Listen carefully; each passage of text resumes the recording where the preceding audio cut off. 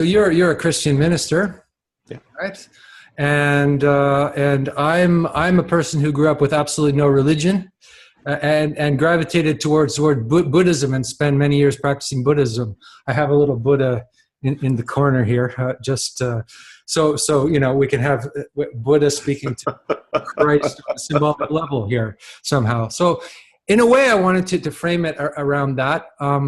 As someone who's practiced a lot of Buddhism, talking to a Christian, but I'm also somebody who's obviously Western, and obviously I've studied, I've absorbed Christianity through my readings and studying a lot, and most of the reading I do these days is in Judeo-Christian tradition, and try to understand that. And part of that, a lot of my interest in Peterson has been really when I was a student. I read Nietzsche, I read Dostoevsky, I read almost the same books as he had on his reading list. I never became a Christian. I went into Zen Buddhism, but I still, let's say I've been having this conversation with Christianity on an internal level. So as a person like that, right, who doesn't belong to any particular tradition, but with some history in Buddhism, maybe there were some questions. Well, the first question I want to ask you is, why the obsession with Peterson? That's the first question. Why the obsession of Peterson from a person who is, a traditionalist? Like, you've grown up in the church, I understand, and your father was a minister, and you have this deep traditional background, and I don't, and both of us, I think the thing we have in common in the past couple of years have been thinking and writing obsessively about Peterson. So I want to maybe we could talk about both of our angles on that, or both of our why we're doing this. Okay. So I found Peterson, I think I first found him when I read a Rod Dreher posting about him protesting the pronouns. And I thought, why is a University of Toronto psychology professor making a big deal about this? I thought that was interesting. And then I bumped into him again somewhere online. And then I saw the video of the protesters. And what struck me was how he maintained his calm demeanor in the face of the anger being thrown at him. And to me, that was very Jesus-like. And so that caught my attention. And then I'm obsessive about ideas. Like in 2006, I started a tear on Tim Keller, and I probably listened to most of his sermons. Now, Tim Keller preaches every week for decades. And so I can process tons of audible material. I'm an auditory learner. I'm a bit dyslexic. So I read fine, but I can process audible material very, very well. So Peterson had all this YouTube stuff. And so that was an easy match. And then I saw he's doing biblical lectures. And then I saw he's selling out. People are paying to listen to him ramble about the Bible for 2+ hours. And I know some really excellent preachers in Toronto that have plenty of empty seats in their churches. And I said, I need to find out why. And so then I started listening to his biblical series, and then I was just hooked. Mm-hmm. I just kept going. All the biblical series, maps of meaning, personalities, everything I could find online that he did. So that's a lot of material. And again, like I said, I process audible material very quickly, and I retain it very easily. So I can relate to that. Yeah. And then I'm processing this, and I'm blogging, because I'd always blog, and I blog like I do videos. I just vomit onto the page. But I was at the same time reading. I'm always reading 4 or 5 or 15 audiobooks at a time. Too many, really. And I was going through Neil Postman again because of the Trump election. And I was trying to figure out, okay, what's happening in the culture? And so then I was also doing Peterson and Neil Postman. And I said, I really need to try to make some videos about Jordan Peterson. And I had been playing around with videos. A guy in my church said, Paul, you and I, let's do a TV show. It's like, yeah, right. So I said, I'll tell you what, I'll just use my camera and we'll do these little 5-minute shows. We'll call it the Freddie and Paul Show, and we'll just do whatever we feel like. No rehearsing, just put it on the screen. And that was the start of the Freddie and Paul Show, and I'd done that for about a year. I had about 15 subscribers, mostly church people and family members who are watching the Freddie and Paul Show. And I do my second video about Jordan Peterson, and my channel just starts to go up, and that's like, well, this is strange. And everything's just kept going since then. Okay. Well, my story is a little bit similar. I mean, I sort of discovered, let's say, Facebook. I started writing actually on Facebook. I started writing poems and essays, and I was using Facebook almost as a writing, like a writing forum or something. I was getting all this feedback on my writing, and people were following me and this kind of thing. And then I started the Medium. And then I started writing things on Medium. And I would say that my writing was, not particularly, well, I had about 20 people reading my posts and something like that. And now I've got an average of about, sometimes I have 1,000 people reading my little Medium articles, right, on Medium, which is completely strange.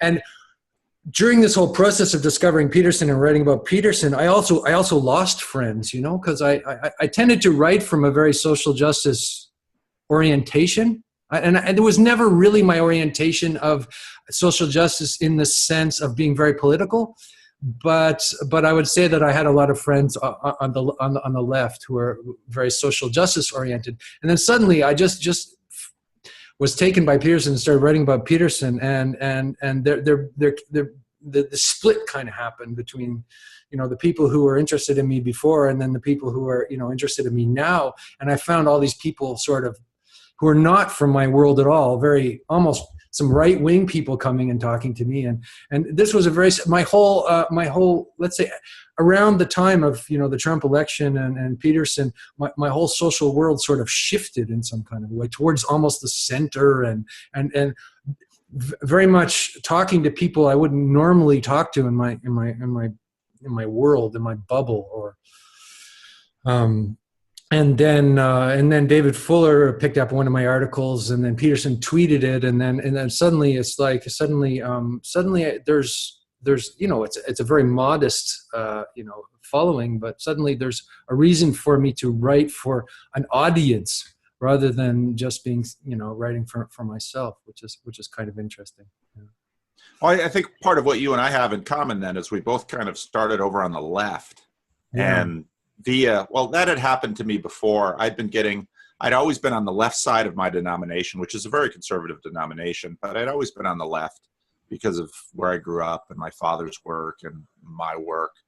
And I think in the Christian church, people haven't really defriended me, but I deeply suspect that a lot of my friends over on the left are really troubled by what I'm doing. But in Christianity acts as kind of a buffer in that. They're not going to attack me. Nobody's going to call me a bigot because of my background and where I work and who I work with. But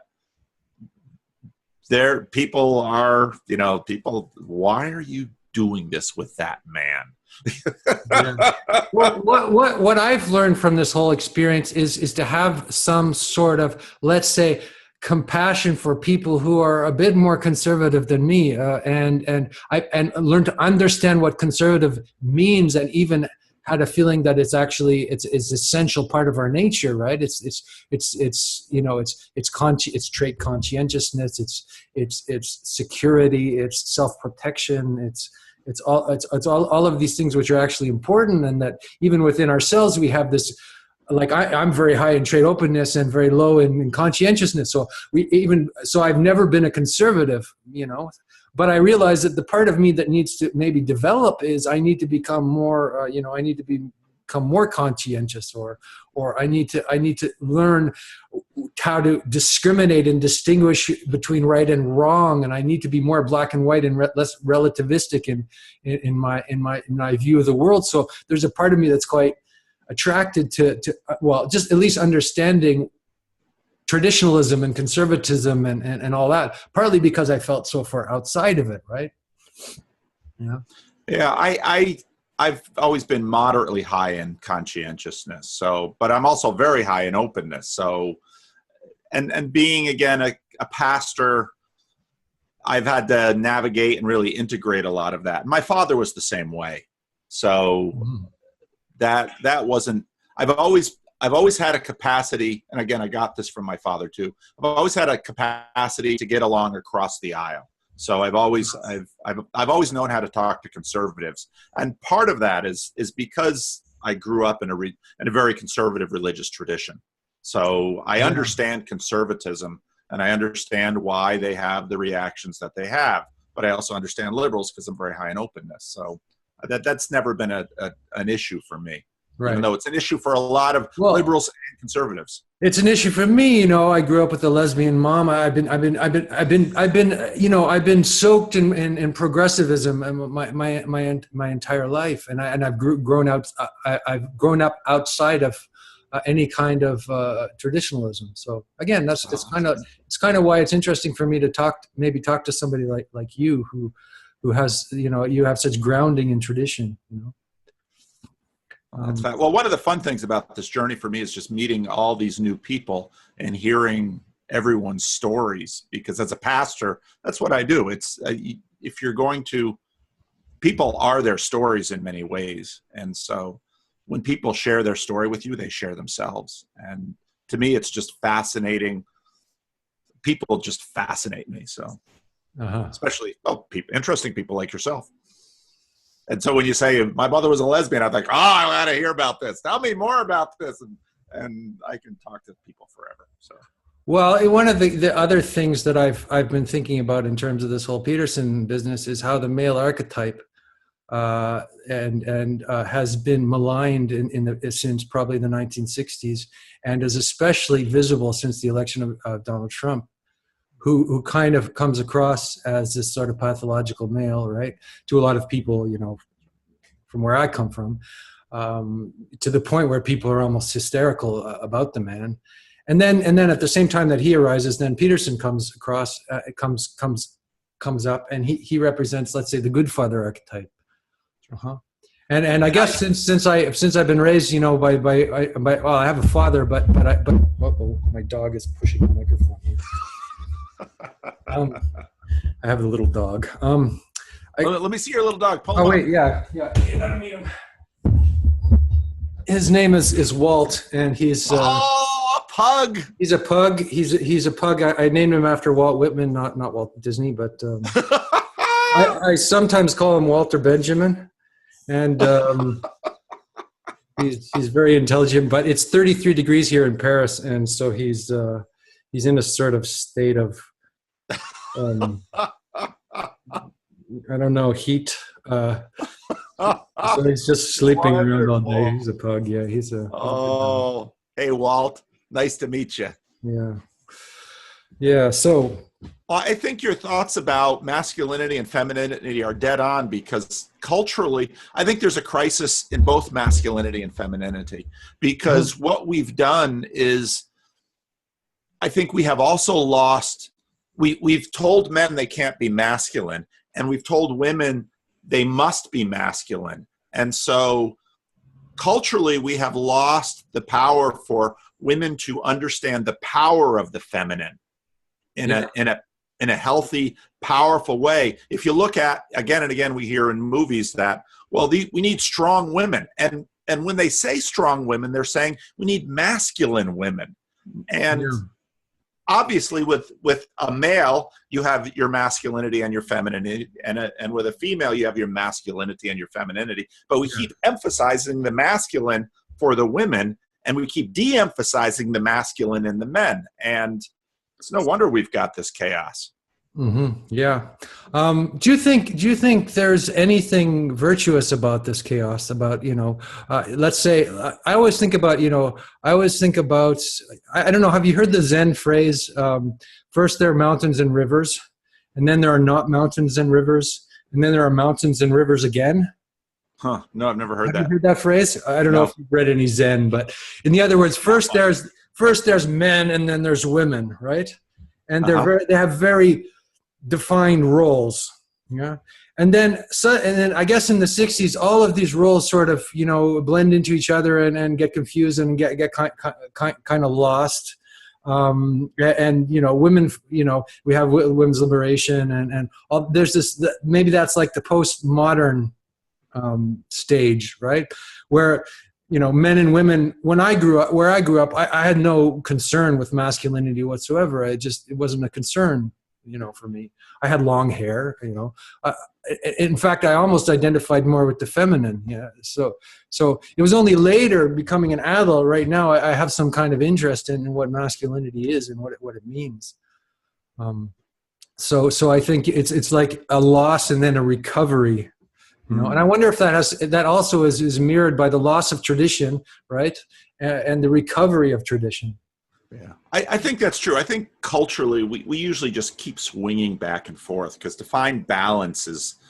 maintain balance is really hard. I would say, as a Calvinist, I'd say probably unattainable for us. And so we're always going to be wobbling. And I think part of what Peterson has really helped me with, I think he's given me a language to talk about some of these dynamics, to talk about order and chaos, to talk about, we do wobble. And so we swing a certain way and then we self-correct and we swing the other way. The hierarchies and corruption. And, I think a lot of that stuff has been tremendously helpful to me. Yeah. Well, why do you think it is that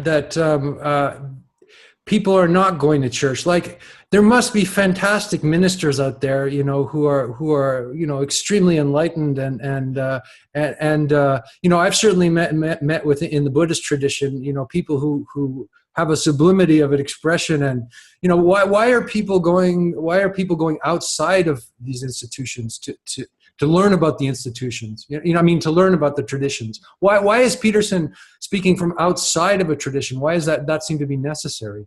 And why do people, why is the whole culture sort of, I don't know how to say that, but it seems to be this loss of tradition. And then the only way we can come back to the tradition is through the loss of the tradition, unless we're born into it like you are and can. Does that make any sense? Many who are born into it leave it too. Right. I think part of it is, as he talks about, the corruption of hierarchies, that order, institutions preserve order and reinforce order. And if they don't, churches are always dealing with order, chaos issues all the time. Individual churches, denominations, traditions, they're always dealing with that. Part of I think individualism and loss of community, I think part of it is the amount of power we have as individuals that we didn't used to have. It used to be that families and institutions like churches were far more necessary for human beings to maintain themselves over time. And I think the rise of state power has taken a lot away of both families and churches. The state has stepped into roles that families and churches used to play. Right. And so I think that's a piece of it. Churches, there's always a dynamic too in terms of community, that if you're going to have a rich, effective, powerful community, there needs to be an insularity, but that insularity in and of itself keeps people out. And so one of the things that I see all the time is that a tradition like mine, the Christian Reformed Church, is highly insular because it was an immigrant church. So the Christian Reformed Church is really wrestling with, us and them. And so in the 60s, the Christian Reformed Church had this huge guilt about them. And so it's been trying to do them, but then losing the usness of it. And again, it's like an order chaos thing. We're always trying to work those polarities, and those things are always nearly impossible to get correct. And so churches are doing a lot of this stuff. So what would you say? Sorry to interrupt. What would you say about, I think if I would say one thing that frightens me about churches in general is dogma, right? And I think that's the thing that is that pushes young people away from church, is that this idea that the church has all of these dogmas, right? And that they seem to be arbitrary, and we can live without them. So why should we follow, Catholic dogma or Calvinist dogma? Like, how would you describe dogma to, this is one thing I just, how would you defend Christian dogma? Well, I think the first thing that a lot of people who are outside, they don't have a lot of experience in church, Mm-hmm. don't understand is the enormous diversity within church, Right. about what people believe. There's a large, in churches, there's a large amount of shallow visible conformity that happens. But if you dig down, as a pastor, if you dig down into what people actually believe, it's nearly just as diverse as everything else outside. Mm-hmm. There are certain practices that tend to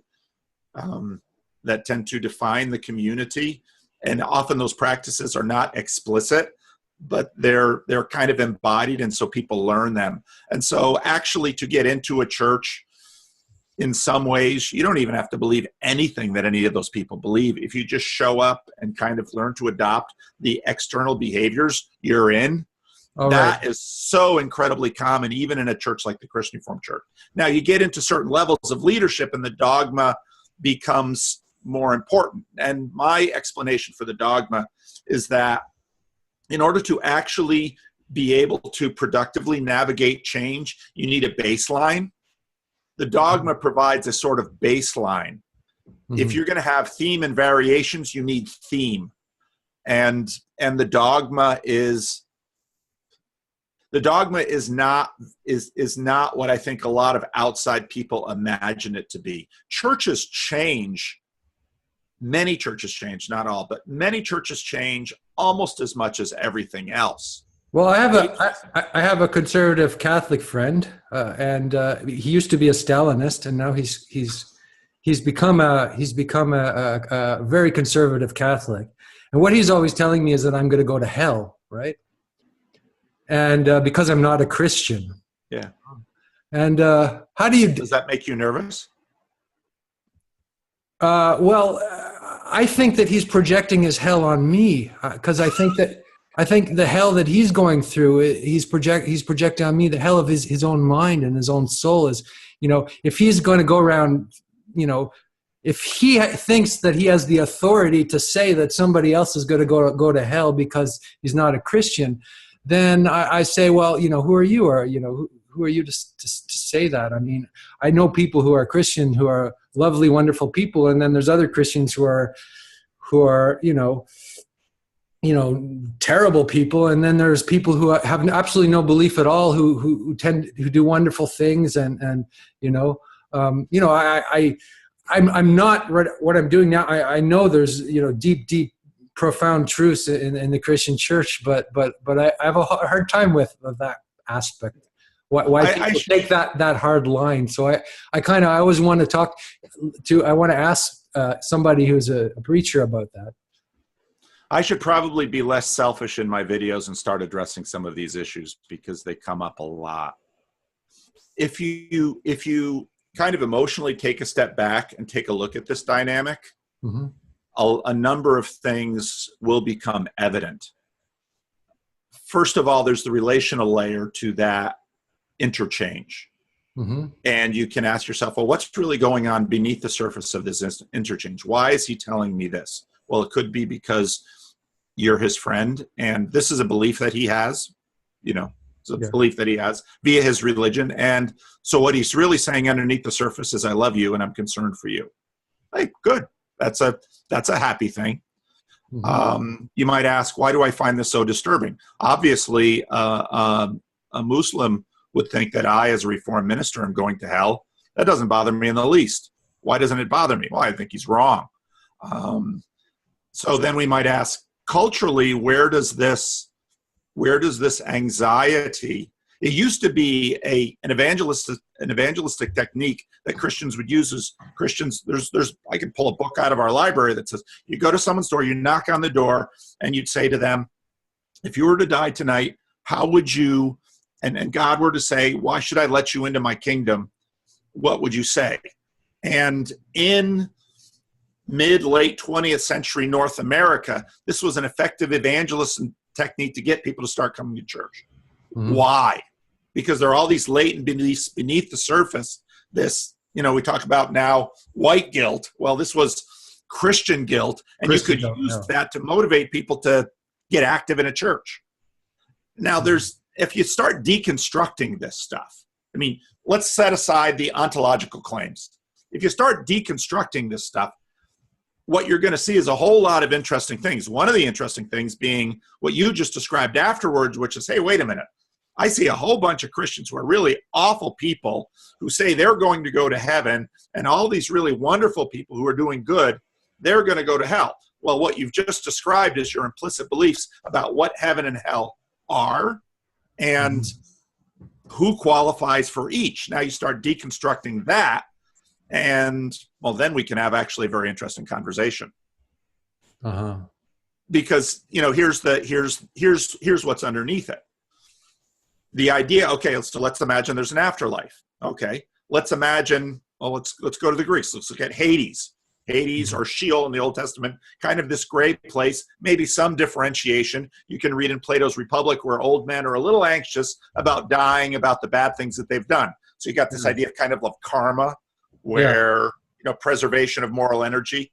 And then that continues to get developed and differentiated. And the differentiation in terms of do good in this life, suffer, receive reward in the next. And you begin to say, where's this come from? Well, let's look at the books of the dead. You got the Egyptian Book of the Dead. Yeah. And you've got all these. I could make the same sort of claim of people in the Buddhist tradition who I've met who believe that Buddhism is a sort of enlightened tradition and doesn't have this stuff. But if you go deep into the religion, you will find there's descriptions of hell that would make your hair stand on end. And exactly. So this is present in all of the traditions. That's right. So implicit in there is this idea that do good things, you're going to be rewarded in the afterlife. Do bad things, you're going to be punished in the afterlife. Okay, well, that's one frame. And when, in a sense, you're pushing back, many Christians come at this with a tribal frame. If you're part of our group, you'll be rewarded for being part of our group, regardless of what you've done in your life. And if you're not part of our group, you're going to be punished, regardless of what you've done in your life. So that's one frame. Yeah. And you've got the two frames that are butting up against each other. Implicit in your view is do good things, you'll be rewarded in the next life if there is an afterlife. Do bad things, you'll be punished in the next life if there is an afterlife. Now, you start to go into Christianity, and what you begin to discover is that there are various modalities of these frames that are going on. Both of those frames are present in Christianity.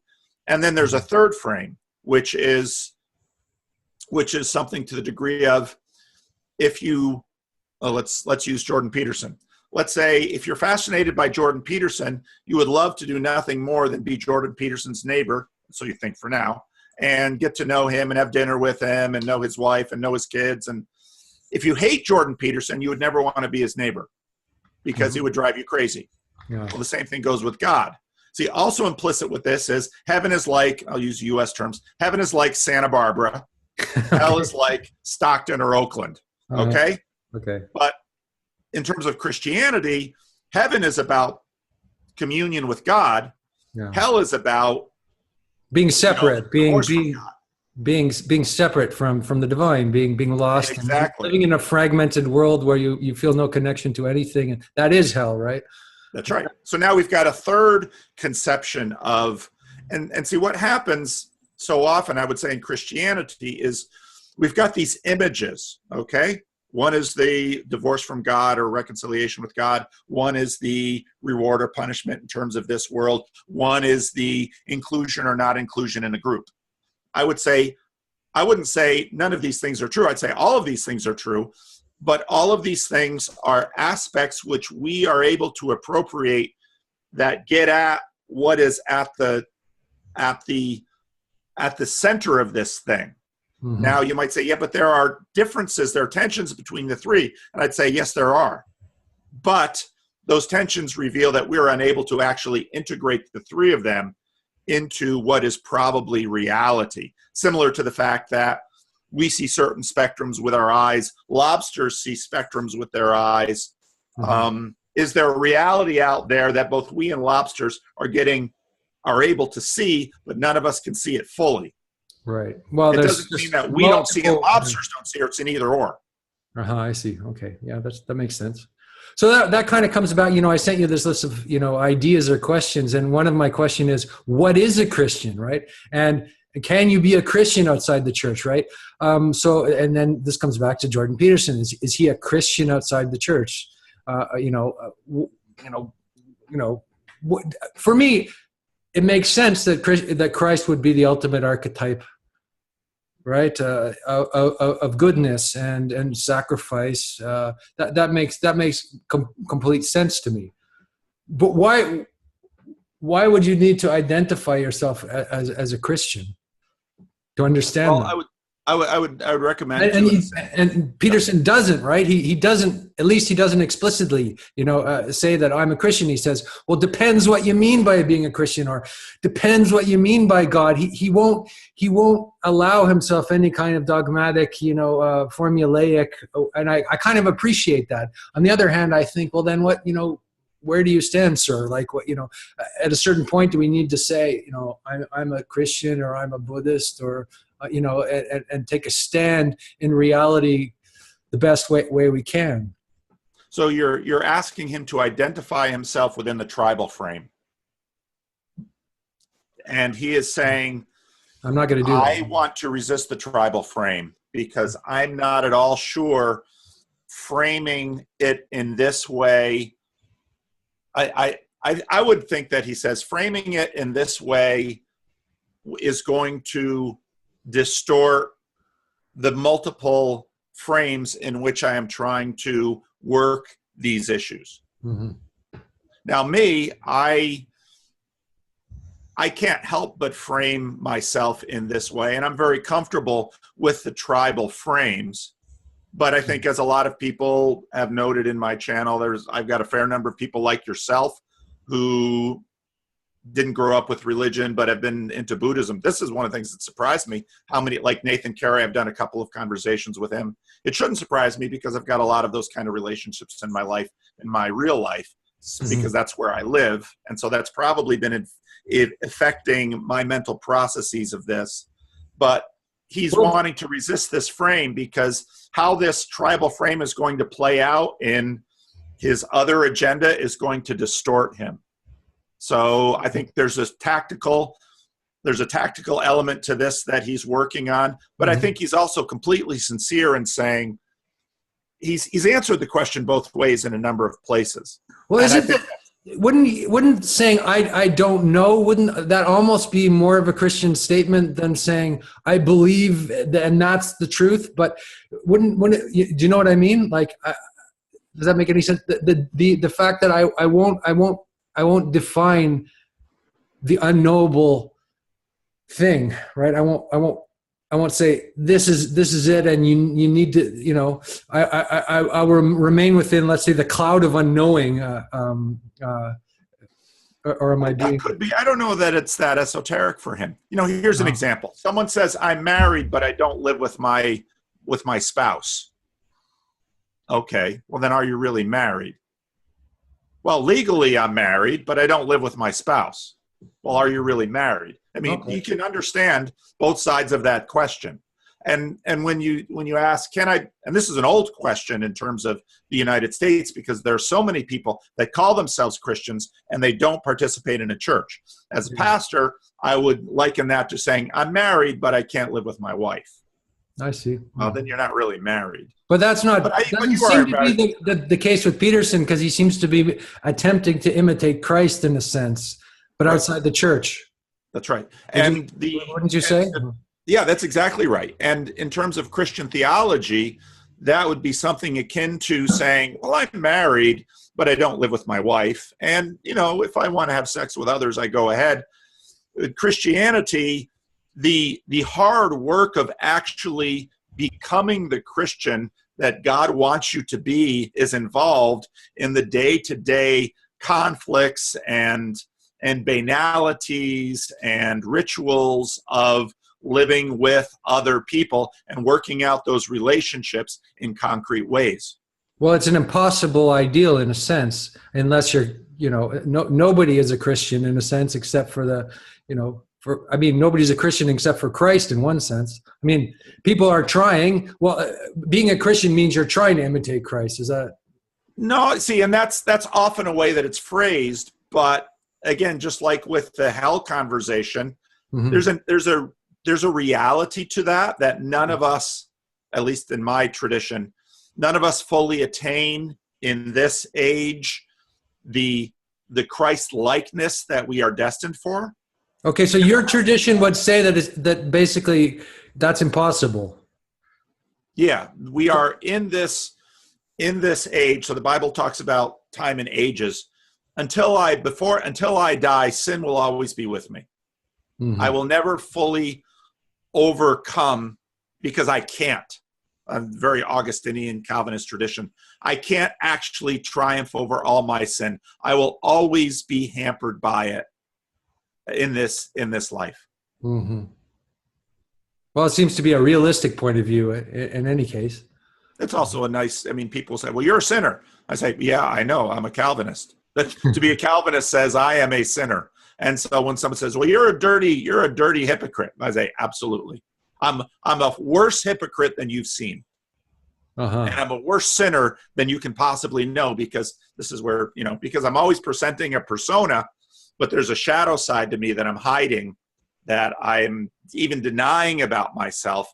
And this is why Christ always saves us, often despite ourselves.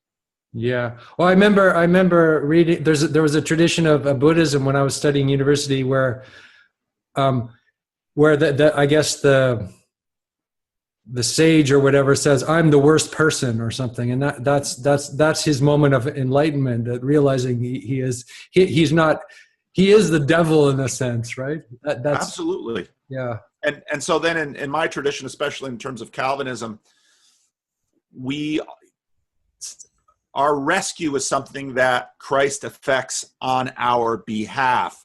And all of what I do can only be, it's not a saving of myself, it's an expression of gratitude for that which has been accomplished for me. And how that's helpful practically is all my efforts at doing good works, at trying to help other people. One of the things you realize when you try to help other people is that people are really hard to help. Uh-huh.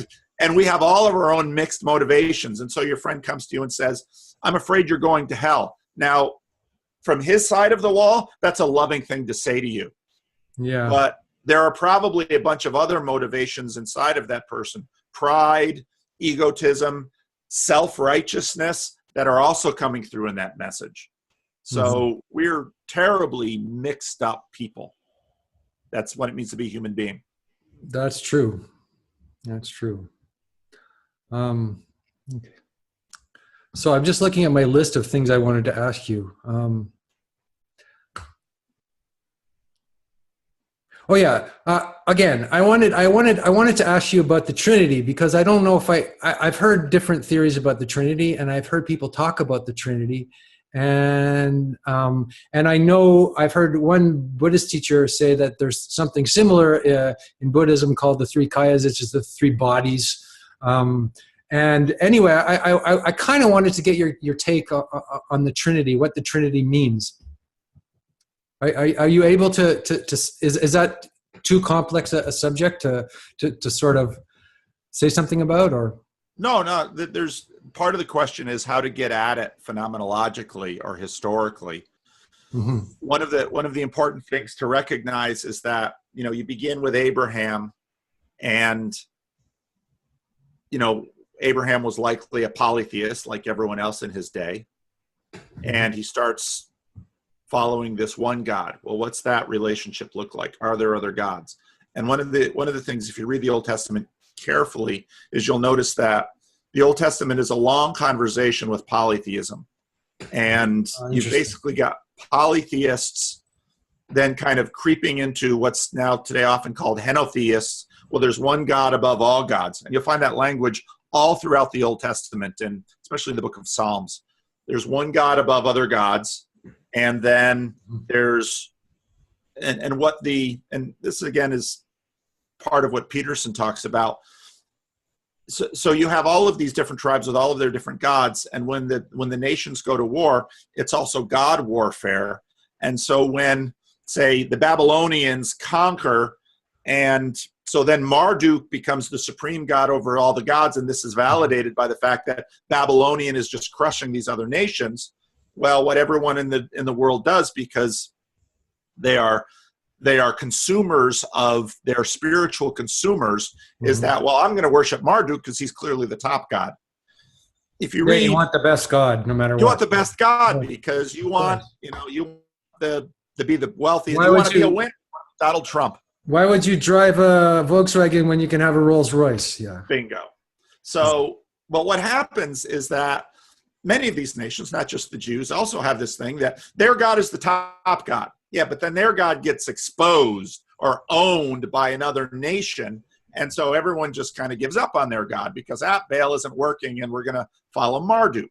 Well, what happens with the Jews is, okay, so Babylon comes and Assyria comes and destroys the northern kingdom of Israel. Babylon comes and destroys the southern kingdom of Israel. And, well, what are the Jews supposed to think? We're going to give up on Yahweh and just worship Marduk. And a bunch of Jews do. But a group of Jews says, no, you know what really happened? The Lord punished us for our sins. And Peterson talks about this. This was our fault, what happened with the Babylonians. And what really is happening is that the Lord is the supreme God, and Marduk is either an under god or a fake god, and God, the Lord, will eventually triumph. And these Jews are so stubborn, they don't give up on this. And what happens is that's why the Jews are still around and the Egyptians are not, right? Exactly. Yeah. And so what happens then is only one God, and that's the Lord. And so you've got the Jews thinking that. Then you've got Plato with his ideas of, and so what happens in Christianity is these ideas actually come together.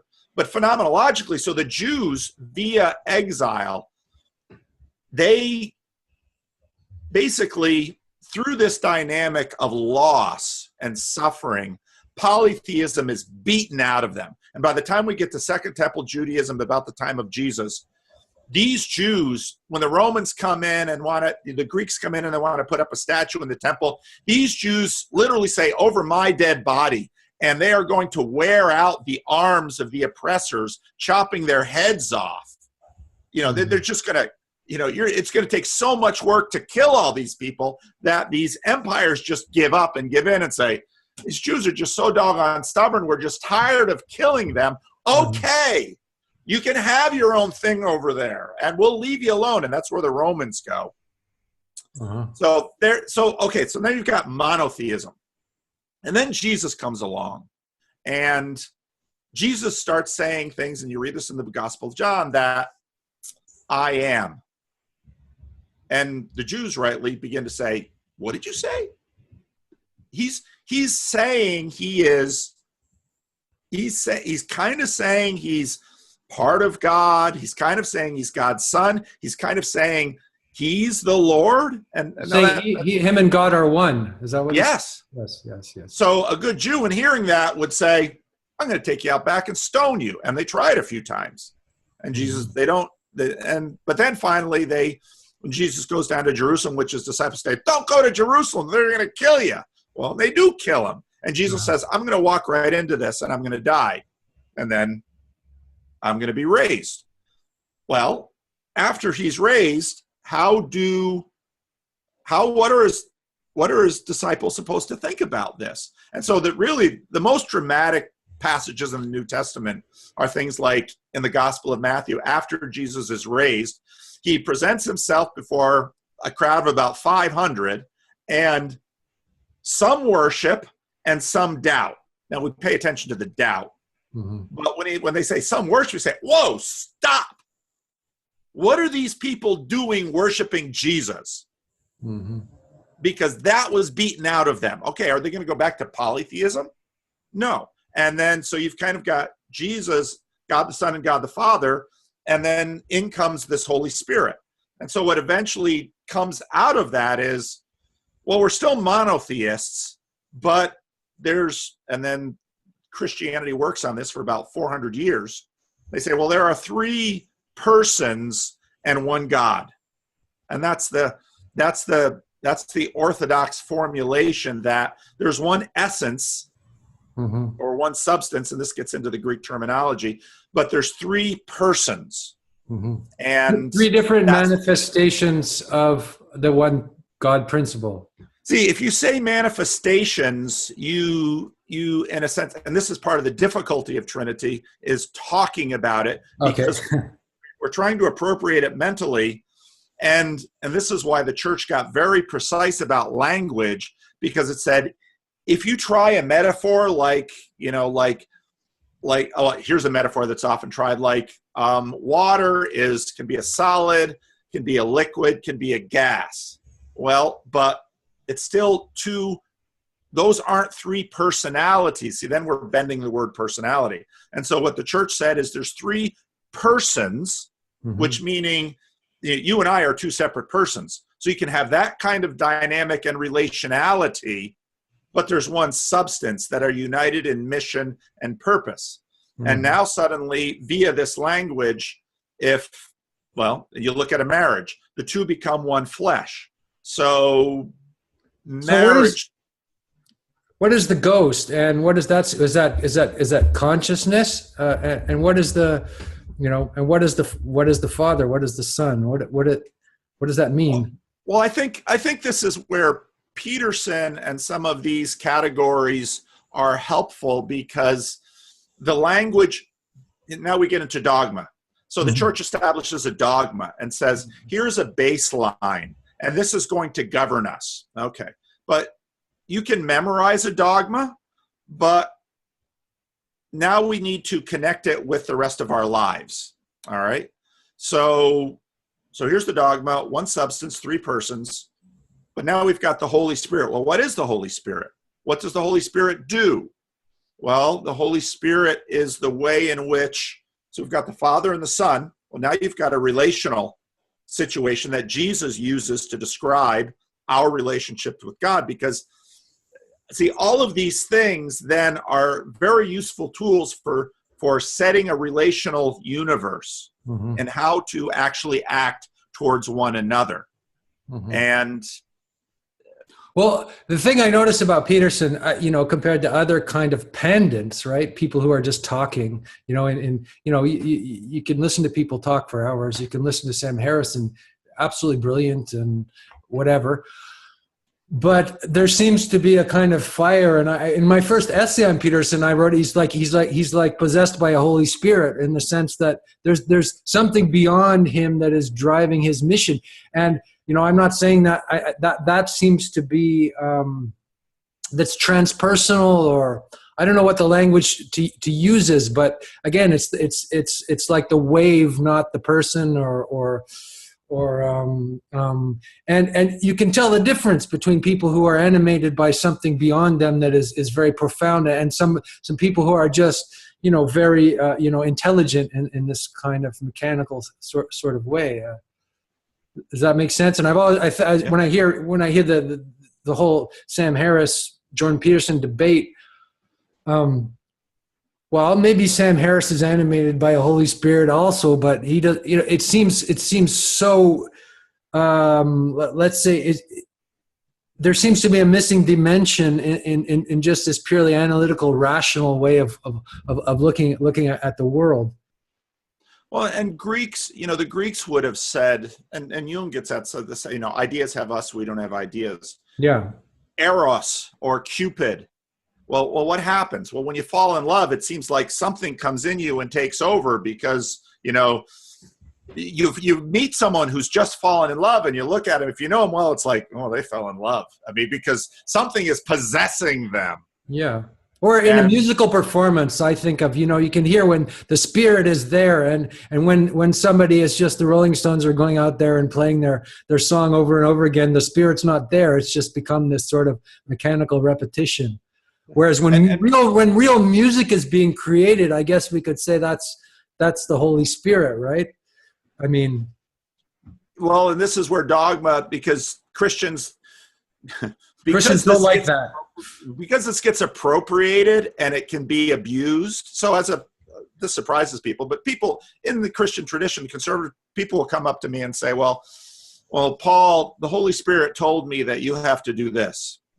Then I listen to them. I think, maybe he did, maybe he didn't, and I'll wait till the Holy Spirit tells me that same thing.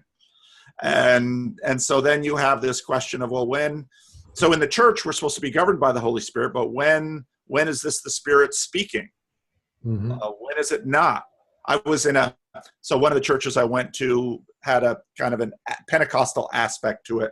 And one person in that church was trying to develop what was called the gift of interpretation. And so there's this practice called glossolalia that is very much practiced in Pentecostal churches of ecstatic speaking in tongues. Is that speaking in tongues? Yeah. That's speaking in tongues. And so, this person was trying to develop, because the Apostle Paul writes about this, trying to develop the gift of interpretation. And what would happen every now and then in that church is someone would stand up and start speaking in tongues.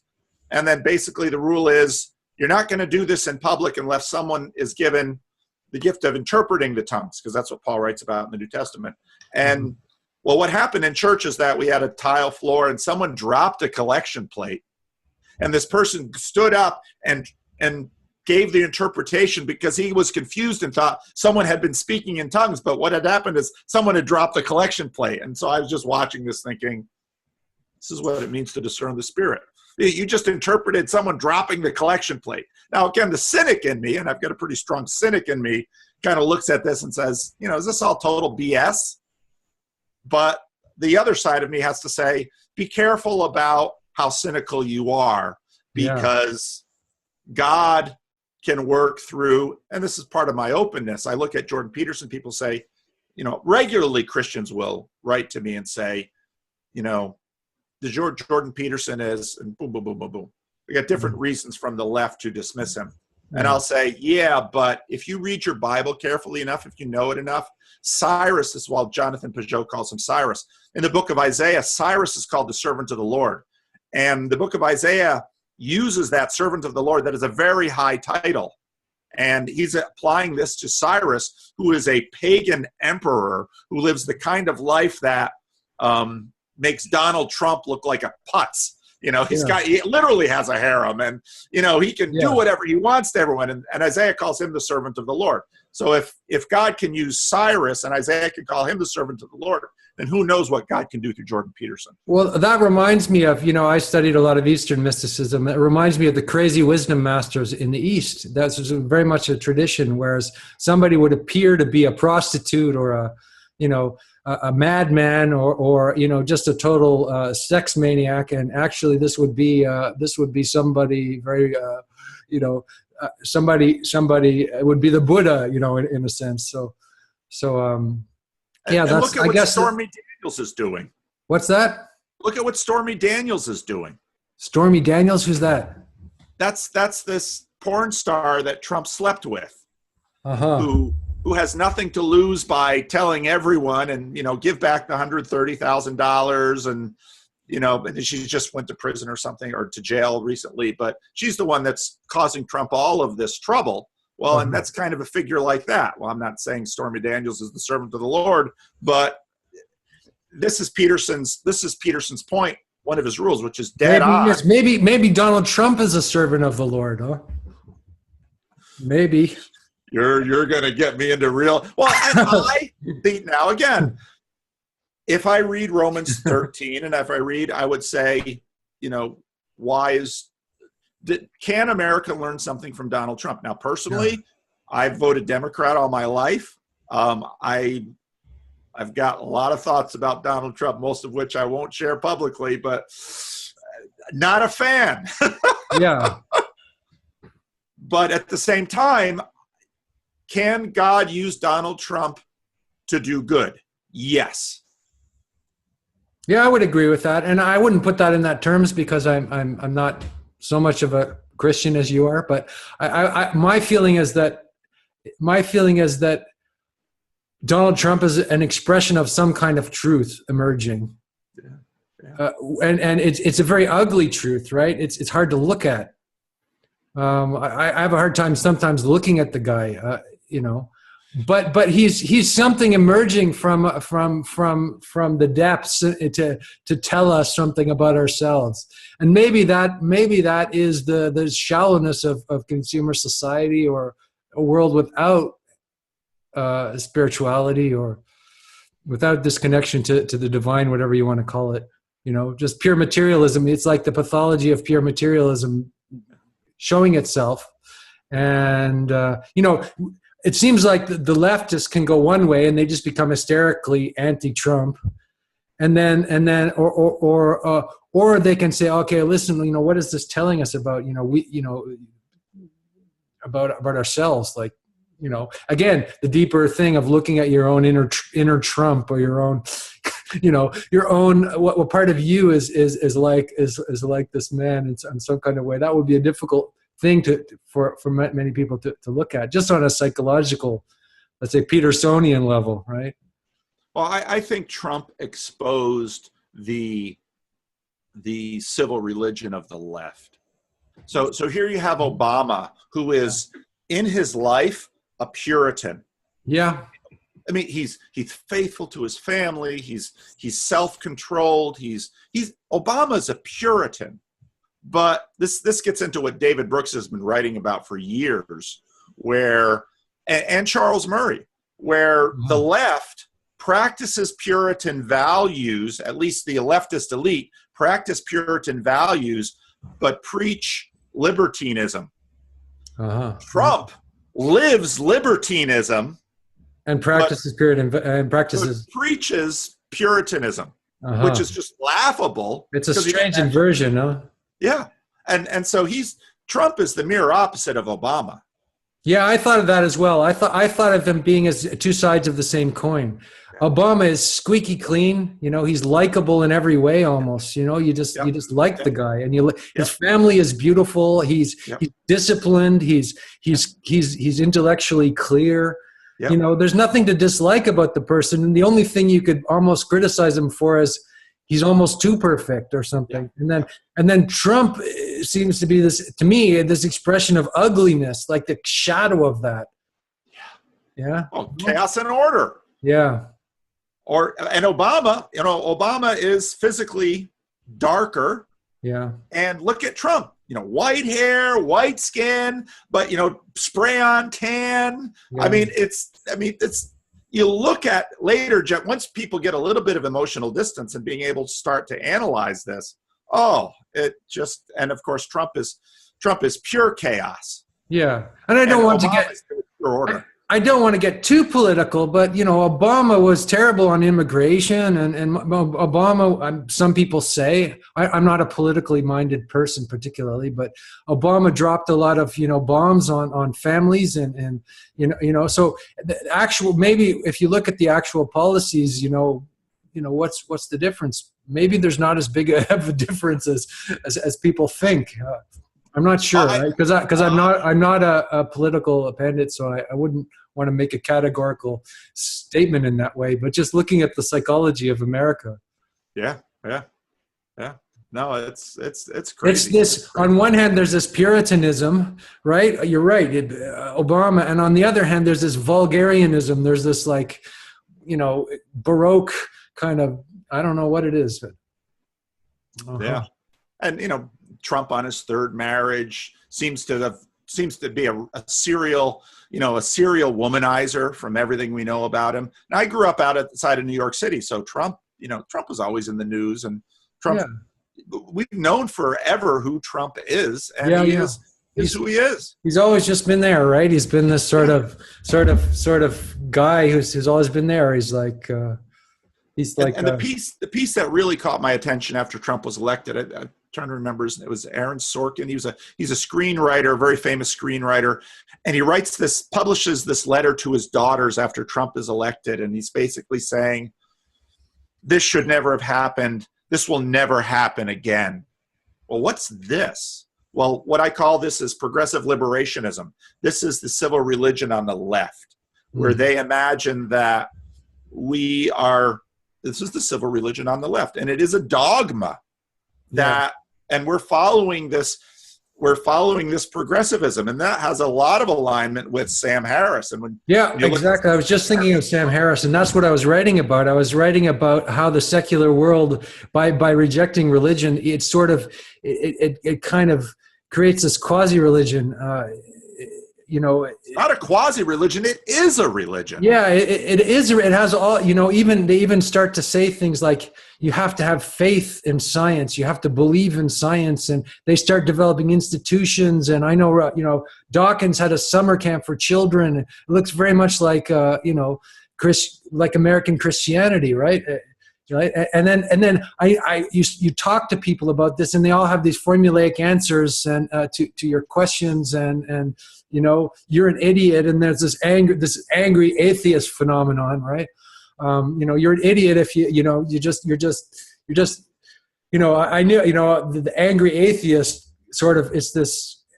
Yeah, you're right. It is. There is something about, actually, humans make religions all the time, don't they? In any context, in any situation, they make religions over heavy metal music, rap music. They make religions over, everything, right? I think we're religious. Somehow we're religious. We're religious. Religion is how we collectivize our consciousness in some kind of a way. Yeah, that's exactly right. It's how we make order of the world. It's how we create community. We are religious creatures, and we will always make religions. John Calvin says our hearts are idol, basically our idol factories, IDOL. I mean, we create idols all the time. We need gods in order to live. So we will make them, usually in our image or in the image of our desires, in order to manage life. Mm-hmm. That's what we do. Yeah. Well, the interesting thing to me about the church, right, is the church is sort of the original institution in some sense. Well, I've been thinking about why the church is important, and it's something I've come to the conclusion that it's a small institution where there's still human intimacy available within that institution, whereas other institutions, when they get too big, people lose their humanity. Whereas within the church, there's the possibility of human interaction on an intimate level, which you don't get in larger institutions. Like most churches are kind of small. Like your churches, there's big mega churches, I imagine, but they have their own pathology. But churches seem to retain this kind of human scale. Even large churches, they have small groups in them because everybody understands you need that intimate community in order to actually practice the religion. You need to have conflict. You need to have, it's just like in a marriage. You need to both have the warmth of intimacy, and you need to have the conflict of human to human interaction. Yeah. Yeah, interesting. You would say conflict rather than the harmony of it, But yes, I mean, we kind of rub against each other, don't we? And then we become individuals. And so one of the points I made in the video last night that I've made in a number of my videos is so right now in our contemporary framework, the expert, the people expert, is the psychologist, maybe the sociologist. Mm-hmm. How much? Here we're going to use science to understand people. Oh, okay. So, how old is the science of psychology? 100 years? Yeah. What church has been doing is studying people and developing institutions and playing with all of these frameworks, playing with our idolatries, playing with our metaphysics, playing with our community, playing with institutions. And we've been keeping a record of this for 2,000 years. Yeah. And so it's okay. Well, you want to know about people and flourishing and well-being? Well, here's a huge body of data that is actually quite well documented to study people, because but churches haven't approached it in a scientific manner. It's been much more organic.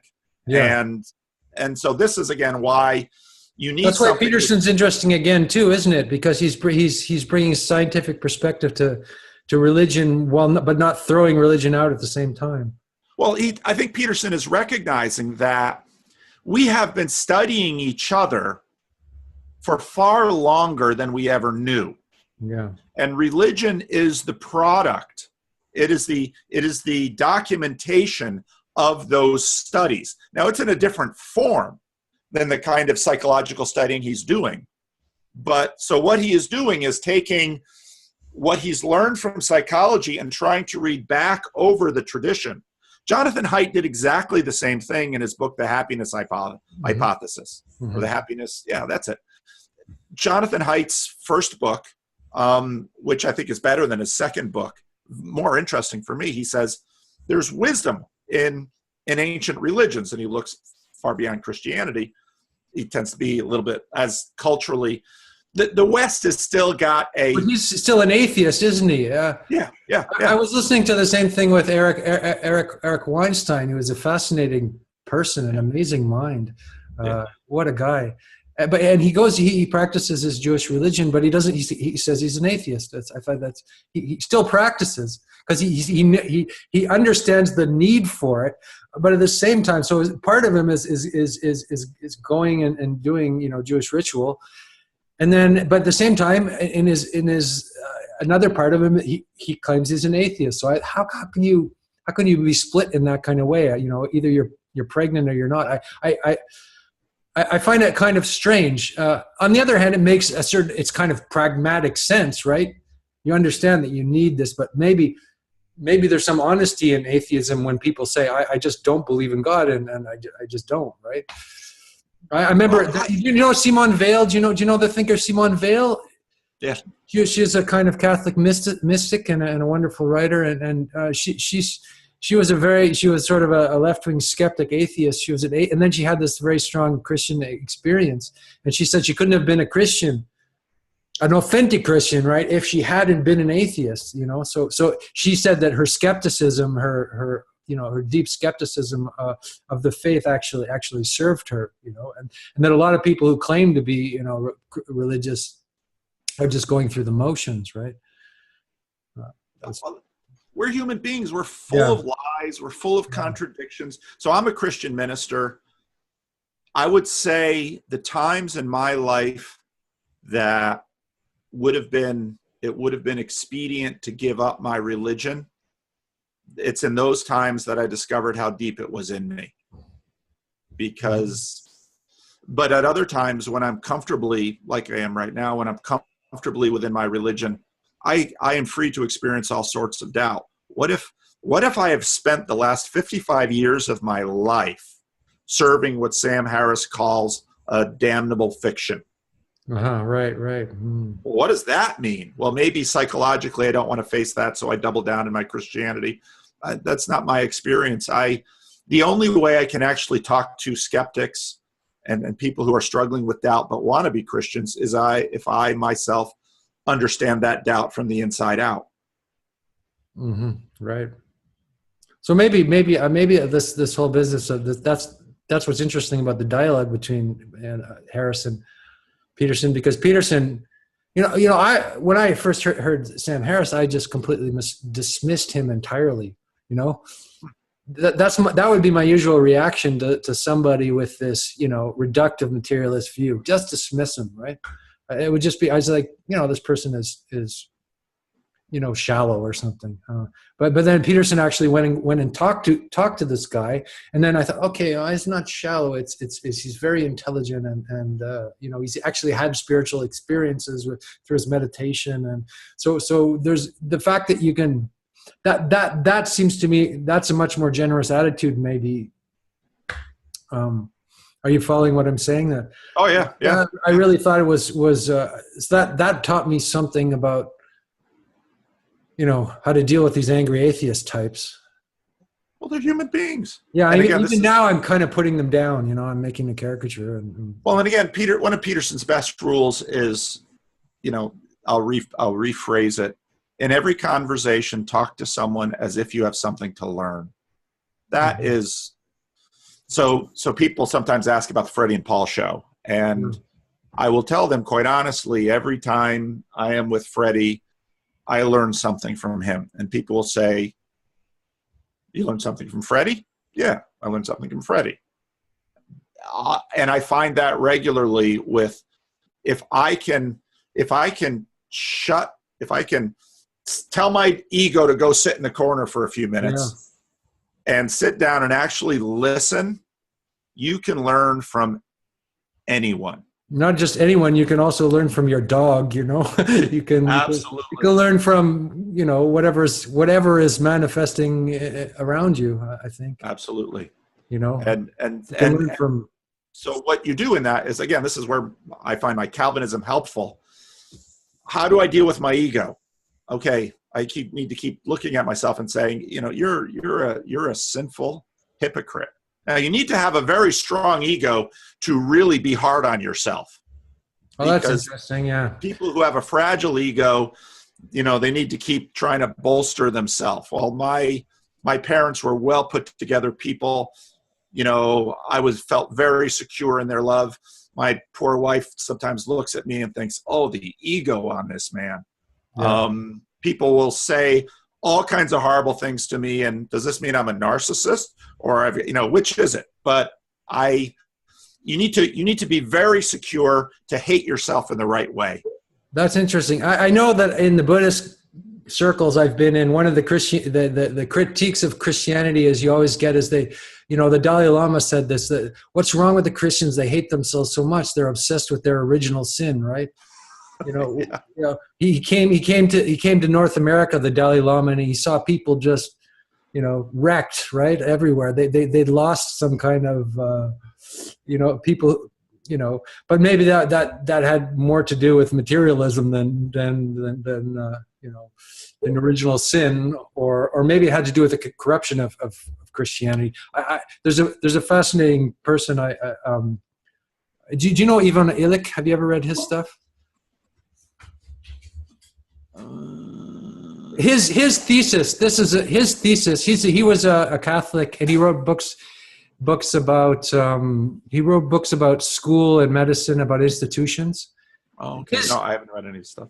His thesis was that all the sicknesses of modernity were related to the corruption of Christianity, in a sense, and he used this Latin phrase being the corruption of the best is the worst, because he was a Christian, right? Huh. He wrote a book called Deschooling Society and Medical Nemesis. It was big in the 70s. Anyway, I thought that was. I haven't read him. That was an interesting, you know, that actually, you know, Christianity has a shadow side, but it also has this very sublime side, right? Like I mean. So why are you obsessed with Peterson? Why am I obsessed with Peterson? Again, well, when I was young, I guess I read Crime and Punishment about 3 times. I read all of Nietzsche. I read everything of Dostoevsky, and I read Northrop Frye. I was into Blake. I'd read all of George Orwell. It's just amazing how the same books on his book list were the books I read. I read The Rape of Nanking. I read Zen and the Art of Motorcycle Maintenance. All these. So and then, you know, at a certain point, let's say, I guess at age 16 or 17, I was. You know, just an ordinary atheist. I had no belief. I had a very negative idea of Christianity, progressivist, age 16 or 17. And then I read Carl Jung, and I read his biography, and that just blew my head right off. You know, that just showed me an entirely different world. Yeah. And then I started to read about Eastern religion, and I started to read about Zen, and and when I moved to Montreal, I had some difficult times. I did psychedelics. I got very lost, you know, but I was studying at McGill, same place that Peterson was. I imagine we were there at the same time. He was, you know, I was younger, and then I got very into Buddhism for years and did a lot of, you know, Zen practice, but, you know, my roots and stuff were in the same books that Peterson read. And so when I started to see videos come up about him, I immediately liked him, and I thought, this is, you know, I can understand this. This is great, and this is the kind of Christianity Well, I think I have to work through my negativity towards Christianity. My mom took me around to all these churches when I was younger, and I felt nothing, right? Whereas I fell right into Buddhism. I thought I wanted to meditate because meditating was very concrete. It's not a bunch of dogmas. I sat in Zen meditation, for 40 days, watching my own state of mind, and so this was very concrete. It was a practice. Meditation was a practice. My view has changed a lot since then because I don't think of Buddhism as I don't think that, let's say, Buddhism is this enlightened religion and Christianity is this dark religion. And I guess I was a Buddhist fundamentalist for a while because that's what happens. I think everybody goes through a fundamentalist period in their religion, right? They believe that this is the one true thing, and so again, I guess years of practicing meditation, studying Buddhism, and then coming back to Peterson, it was like, in one sense, it was like a regression because I've already read those books, and then I found this. On the other hand, it was going to back to my origins of, how I thought about things, and so and also I'm kind of an obsessive person like you, I think, and whenever I've sort of found something I liked, I like a thinker or a teacher or when I was 18, I read everything Henry Miller read, and then I had to read all the people that Henry Miller said to read, and I had to read all the people that were in Henry Miller's community, and then I had to read every obscure thing that Henry Miller ever read. I had to absorb everything of Henry Miller, and I don't read Henry Miller that much these days. I occasionally go back as for nostalgic sake, but I guess I'm going through the same process with Peterson, and I think it's like a kind of possession in the sense of a thinker and trying to work through it. And it's not that I think that Peterson is the ultimate thinker, or there's other thinkers I even put higher than him, but the fact that he's I guess so big in the world in reality is quite something to me. The fact that his message is having so much actual effect in the world, because I've met people, I would say, deeper and wiser than Peterson, but they're completely unknown. Nobody will ever know who they are. I've met people like that, and absolutely, they've had as much influence on me as Peterson, but I couldn't talk about them. Yeah. I couldn't. Nobody else would know who you're talking about. They wouldn't want me to talk about them because they probably have no interest in fame and fortune and becoming a star. And I wouldn't know where to start. Yeah. Are you following? That's true. So Peterson is easy. He's like opened up this whole possibility of discussing a lot of things that have been but that I've been thinking about and feeling and going through to an audience, it's a strange thing, right? So that's exactly my experience too. It's gotten me out of my let's say isolation or hermetic isolation, or hermetic, is that the right word? Being hermit, yeah. My isolation, and I think that a lot of these things that I was thinking, nobody else was thinking around me, and I'm holding all these things inside of myself, and if I look around me, there's a few people here and there, but this is this massive, and I went to David Fuller's men's group and met all these people, and it's just sort of opened me up to a larger community, in a sense.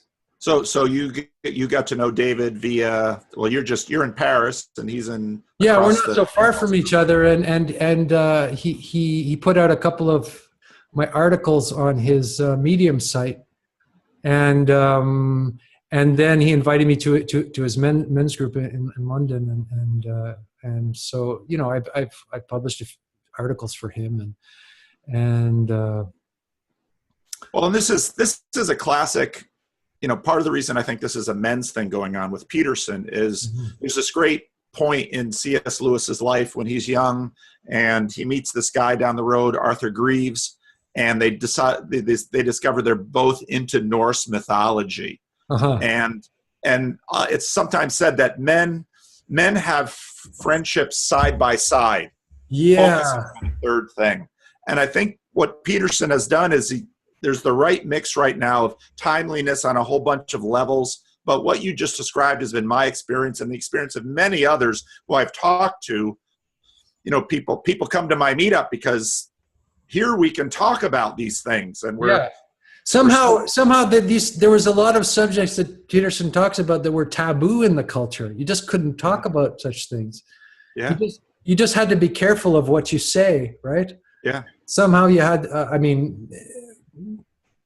or there was something, you know, he's just opened up this entire palette, I guess, of information.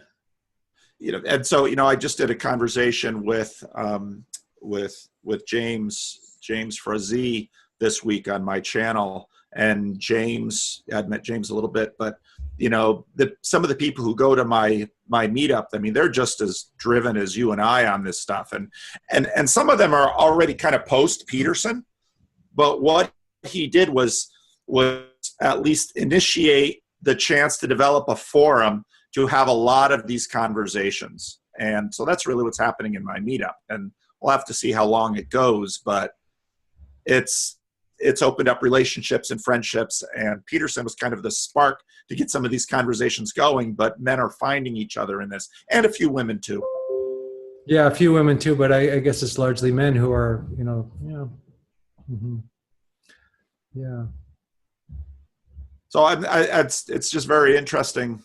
I mean, and I think you and I are. I mean, because you wrote me, you're like, you seem to be another person that's as obsessed by this as I am, and I think there's. Yeah, well, I think you've put out the most content on YouTube, right? But I think I've put out the most content on Medium in terms of just. I'm not saying quality. I mean, I mean, for my own part, yeah, a lot of the stuff you do is quality, but in terms of just amount, right? I think I put out an article a week for. You know, it keeps going on. And actually, the moment when Fuller contacted me, and I wrote this article on Jung, which went kind of, well, for me, viral. That was, I said, okay, I'm tired of this Peterson thing. I got to move on to something different. And you know, and that was the moment where I started to even take off even more. So. Well, and I hear a lot of people. I mean, like James, he had mentioned, we went to the event in Sacramento when Peterson was here, and like he said and when I talked to him, he said, I went to that event saying, I'm going to kiss Peterson goodbye. Yeah. By going to this, and he brought his wife, and I didn't kiss him goodbye at all. And well, that's the thing. I mean, once you've listened, like it's a different way of absorbing a thinker, right? Because in the past, you would just read a book, right? If you had Nietzsche around, you just read all of Nietzsche's books, but you never listen to him talk or have dialogue with people. You know, so you get the body of work, right? You get maps of meaning, and then the body of work just is, and then you can continually go over the body of work over and over and over and over again, and refine the body of work till you understand more and more and more and more and more about it. So you become this expert on this one thinker in a sense, right? And then once you've learned, I guess, the basic Petersonian vocabulary, right? You've got his basic axioms. Then you think, okay, I've got it. You know, I can go on to somebody else. But then some other. It's. I think you said a very profound thing, which made me think a lot. You said that it's like watching this TV show. What was it? Truman Show. What? The Truman Show. No. It was. You say it was like a serial TV show. Human. The Office. The Office. It's like you get hooked to the drama as well as the ideas. So it's not just the ideas, which are great, you know, and but there's almost a dramatic movement to the whole thing, which you're following in real time, and yes. It seems to be, it really is this kind of Gutenberg revolution with the YouTube and stuff, and then there's commentaries and meta commentaries of meta commentaries, and it goes on and on and on and on, and just it kind of blows me away how much information you can absorb, like how much you can learn, and I mean, I guess another great thinker will come on the scene in a few years, and then the same thing will happen, and this will be how we absorb ideas in the future. Well, and I told Peterson it's like every time I've talked to him, I've thanked him, and then I think, well, what am I thanking him for? He has kind of been the facilitation for me to learn. I mean, the thing with Peterson is things go out in so many different directions from him. So I knew nothing of Jung. I knew very little of Nietzsche. I knew something of Dostoevsky. I knew almost nothing of Solzhenitsyn. So my situation is the reverse. That you did all this work beforehand, but I've spent my life learning the Bible, ideas of what inspiration means, mythology, classical culture. And so this now I'm reading Jonathan Pageau's book about symbolism in Genesis. Did you read that yet? I read some of his brother's. His brother, excuse me, it's I got it right here. It's Matthew, The Language of Creation. Beautiful book, actually. And so I guess I'm learning. I guess I'm going in a Christian direction. I'm learning about Christianity. I'm learning about the Bible and. Well, and if you actually, that started a little bit before Peterson. There was this Jewish rabbi who I've developed this friendship with, and that was quite rich. Well, and there's just so much, it's just kind of taken my learning, and then the YouTube thing for me. I mean, there are brilliant people out there that write me emails almost every day. Think about this. Think about this. Think about this. It's like. And I just for me it just. How do you manage it? I mean, yesterday I kind of blew a fuse in that I had so many church things coming at me, and my wife is like, well, we got to work on these things on the house, and I've got my Sunday deadline, and I'm cleaning out my office, and it was like but I can't help myself, and maybe I need a 12-step program. You can't help yourself. Maybe because everyone else around me is like, "Are you still talking about this? What is with you?" But it's like, well, it's just me. Don't worry about it. I'll be all right. But there seems to be a number of people out there that we've got Petersonitis. That was the article by what's his name, Jonathan Rosen. Petersonitis. It's an actual condition. I think it's a condition. Yeah. He wrote about it in a negative way, but it's a pretty good term, Petersonitis. I don't think it's necessarily. You wrote that to me in the tweet. It's not necessarily a disease. No. So where's this going to go for you? I mean, so you're playing with podcasting and you're writing. I mean, are you making a living as a writer? Or? No, I'm a teacher. Well, I teach. I'm a supply teacher at different universities in Paris. Okay. And that's how I earn my living, which I guess gives me a bit more free time than most because I have school holidays and I also have long commutes, so I'm in the train writing. So that's I became a writer because of trains, basic commutes. I had nothing to do and I didn't want to waste my time, so I started. Before that, I was a songwriter. I wrote hundreds of songs. I put out a couple of albums. On a label in France. Most of my interest was music, and I wrote a book of I published a book of poetry this year. So it was more on the creative side, than the let's say analytical or I've had to. I guess what this whole process for me is teaching me how to think. I guess think in a more analytical way than I'm normally accustomed to doing. I like learning how to write and learning how to phrase each word and get each thing to mean exactly how what I want to say. And so Peterson helped me with that a little. He says you need to. Well, I guess I was I guess I was doing what Peterson was saying to do, like write about your life.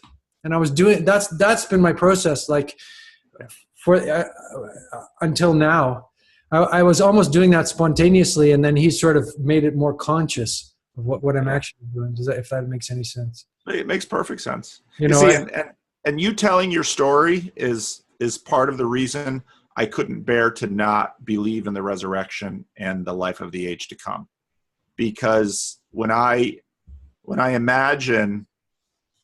When I, in a sense, through that little bit of a story you just told me, imaginatively kind of enter into your life, and I think about, okay, who you are this, no, you and I, we're not very high up on any particular large hierarchy.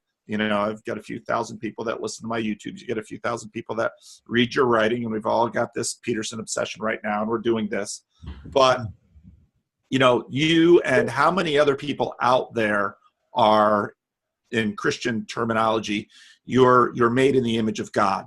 And in Tolkien terms, you are a sub-creator. You're taking the glory that God has seeded into all of creation, and you are working it. You are working the cultural mandate, and you are doing this. And as you're writing songs, as you're writing pieces, as you're taking the glory that's out in the world and you're refining it, and you're making more glory out of it.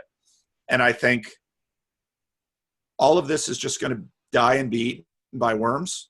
And I think, no, your story is going to continue, because you have a sense right now that, don't you almost always have a sense that, well, I'm writing stuff now, but someday I'm going to write better stuff. Yeah, and yeah. Someday I'm going to nail this glory. And someday I'm really going to hit this. And it's just further on and further in. And so when I think about this, and there are millions and millions and millions of people out there like you, billions, in fact, throughout human history.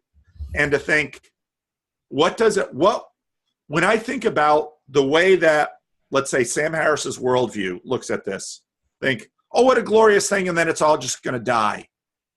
I can't live in a world like that. And I can't live in a world where... It's such a poverty-stricken view. It's such a, Yeah. I mean, I was reading Matthew Pageau's book, and it's about symbolism, and everything. He's saying that, I guess symbols and religious view is about meaning, right? About everything having some kind of meaning, right? In a symbolic worldview, everything has a meaning. So time and space and all of these things that we think of in materialistic terms are much deeper than just time, and just like the minutes passing by. That's not what time means. Time means transformation, and space means the container of everything, or all these things have this deeper meaning, and the more you can align yourself with this deeper meaning, the more the more life becomes just with all of its suffering, I guess. And even the suffering, everything in this world is pointing to something bigger, deeper, truer, more glorious than we are experiencing right now. Yeah. That's a sacramental view of the world. And the Orthodox and the Roman Catholic are a little bit... Protestants have issues with this because... I won't get into that. But this is the worldview. And so now if you apply that to yourself, see, I would say that you have been made for a glory that you are only now partaking. And the participation in that glory will be as an individual. And so you will one day, see, in your perfected, glorified state through Christ, you will one day write the kinds of pieces that now you can only look upon and admire. And in that day, you will look at them and say, I've got another gear. And I think one of the best representations of this is C.S. Lewis's last Narnia chronicle called The Last Battle. Yeah, I read that to my daughter last year. The whole series. Yeah, a couple of years ago. Yeah, I don't know the rest of C.S. Lewis's work, actually. I only know Narnia. You should read, especially someone with... You should read Till We Have Faces. Till We Have Faces. Oh, I got to write that down. He retells an ancient Greek myth, but I think that's probably his best work of fiction. Till We Have Faces. Till We Have Faces. Okay, I just wrote that down. Yeah, okay. Because he asked the question, why are holy places dark places? Why are holy places dark places? Okay. Yes, why are holy places dark places? And the question is, why can't we see the face of God? is the problem on our side or his side? And it's an immensely profound book. Maybe it's on God's side. No, I'm joking. We certainly want that to be. Well, I actually, I'm referring to a kind of heretical view that I learned that, or it would be heretical to a lot of the view that some Jewish mystics have is that God needs your help, right? Your job is to heal God, not the other way.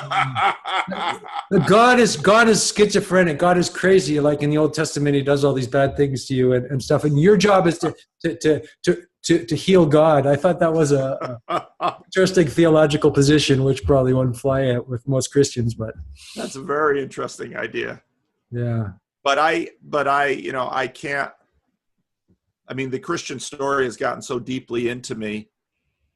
The joy of the vision of the potential for perfection drives it. It's like gravity. It pulls me towards it, and I bring around me, the other people that get clumped to me. I at least in my mind, I bring them towards that. I want to see Freddie perfected, because now I can see, even with all of Freddie's struggles, now I can see just in tiny glimmers of the perfection that he will become when he's no longer bound. There's Kurt Vonnegut's Bergeron. What's his? It's a famous short story. It's about equity, where everyone is, the very strong are given weights to make them less strong, and those with perfect eyes are given glasses to not see so well, and those with really good brains are given drugs to impede, so that nobody is smarter than anybody else, nobody is more beautiful than anyone else. You got to read that short story by Kurt Vonnegut. And here's the irony of that story, is that one of the guys, Bergeron, why can't I think of his first name? His last name is Bergeron. He basically liberates himself because he is the strongest, smartest, best-looking man in the world. But here's the irony, that all the weights that culture had put on him have just made him stronger. And so here's the thing. The question is, will Andrew Sweeny someday be liberated from all of the encumbrances, and what kind of writer will you be? What kind of songwriter will you be? What kind of person in relationship will you be? What kind of seeker of truth will you be? That vision, because that is the age to come. That is what I believe we are heading for. And C.S. Lewis says at every given moment, and Peterson says this almost exactly in a conversation on the Rubin Report with him and Ben Shapiro. Peterson, this basically just very similar to C.S. Lewis when he said, at any given moment, we are either turning towards that future or turning away from it. Yeah. And in every decision we make, we're making that. And C.S. Lewis says, in any given moment, we're either taking steps towards that creature, the likes of which at this point we would be tempted to worship, or that creature, the likes of which we would be terrified and disgusted by. And that's the drama we're living. Yeah. Yeah. That's right. Yeah. Yeah. I've heard that called the self-contraction, like you contract in on yourself, or you're open to, I guess, what you would call divinity, or what could be called divinity, or you either contract and remain small and neurotic, and and we do that all the time, right? And so now, you asked about heaven and hell.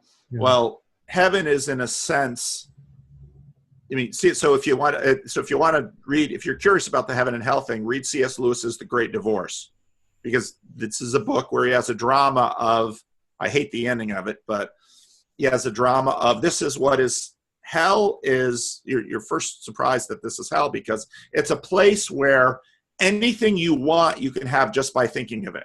You think, well, that must be heaven. Anything I want, I can have just by, boom, just like I Dream of Jeannie, bang, there it is. What do you mean that's hell? That sounds like heaven. But here's the thing that happens in that space. The one thing you can't do is get along with anyone else. Yeah. So it's this place filled with endless miles of palaces, but nobody can stand to have a next door neighbor.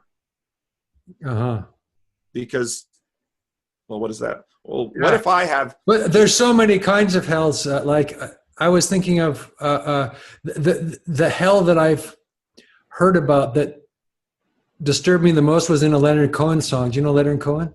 Yeah. It was something like each person that you hurt, that hurt never heals, or something like that. Like the people that you've hurt, that they never heal. And that seemed to me a really terrible hell. Yeah. It's hurting other people and not being able to atone for it, or. So then when you get into the other country, the ghost, it's basically a bus that goes from hell to heaven. Yeah. And they get off the bus, they quarrel all the way there, and they get off the bus and they hate the place. Yeah. The grass hurts my feet. The river's too loud. There's all these annoying beings of light that are coming around me. Why don't they leave me alone? And like so then most people get on the bus and go back to hell. They don't recognize heaven, you mean? That's what that. Oh, they don't want it. They want what they want. And so in a sense, what this is that what hell is a human being finally turned in on themselves. A grumbling person becomes only a grumble. The person itself that grumbles disappears and gives way to the grumble. Whereas the person in heaven finally becomes completely selfless and can in fact enjoy and participate in all of the glory because they are no longer a prisoner of their own ego. And in that sense, they can actually have relationship and they can actually see God. Because the reason we can't see God is that God would crush us, not because of this is what he's trying to do, but because of the girl who grows up in the small town is always celebrated for her beauty, goes to New York City and realizes that there are women far more beautiful than she is and more smart and more talented. And so she wants to go back to the small town where she can be the big deal. That reminds me of the frog in the well story. Do you know that one? No. Well, the frog, he lives in a well, and then one of the other frogs goes out of the well and visits the ocean, comes back and says, hey, there's this huge, vast, infinite thing. You got to check this out. And the other frog says, no way, I'm leaving this, my comfortable well with its slimy walls and television and beer and whatever. I guess if it's frog, it would be more like snails and flies. And so, and then finally he convinces him to go out and see the ocean. And he sees the ocean and he explodes or something because it's beyond his it's too terrifying for him. And he hasn't, anyway. So hell finally, as C.S. Lewis says, we've always been telling God, my will be done. And hell is God saying, okay. You can have everything you want, but your wants, and C.S. Lewis says, we are like children making mud pies in the backyard because we have no idea what a day at the beach is like. Sure. Yeah, I guess that reminds me of C.S. Lewis in the Narnia story, talking about dreams. He talks about, you want your dream to come true. He said, do you really want your dreams to come true? Like, look at your dreams, like that. Do you really want those things to come true? Yeah. Because if you really look at your dreams.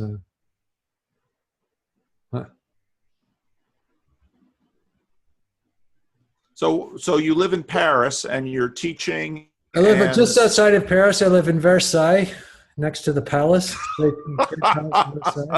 And I'm teaching. I'm a supply teacher of English in 4 different universities. Okay. And I'm married and have a little daughter. And wonderful. Play guitar sometimes and do this thing. Did you marry a French woman, or is your wife My first wife was French. I had a very short and dramatic and first marriage, and I'm remarried, and my wife's actually Polish now. So we're both immigrants. Would that be the right word? We're both non-French Expatriates. expatriates. Right. Yeah, we're both. And you imagine living in France. Do you enjoy living in France? Well, yeah, I think there's like a 10-year rule. I don't know if you've heard that. After you've been here for 10 years, you can't go home. Oh, So I've passed the 10-year point, and so it's my home now. I can't imagine going back to Canada, but what's your sense of going back at one point, because earning a living here it's like not like I'm living in luxury or anything, but we thought of moving back to Canada, but we just decided to stay. And your take on the relationship between the French and Muslim immigrants? I don't know if I could give an informed opinion about that, or if You I don't could have much contact with. I could say anything profound about that, really, because I don't have too much contact with immigrant community, so I don't think I could say much.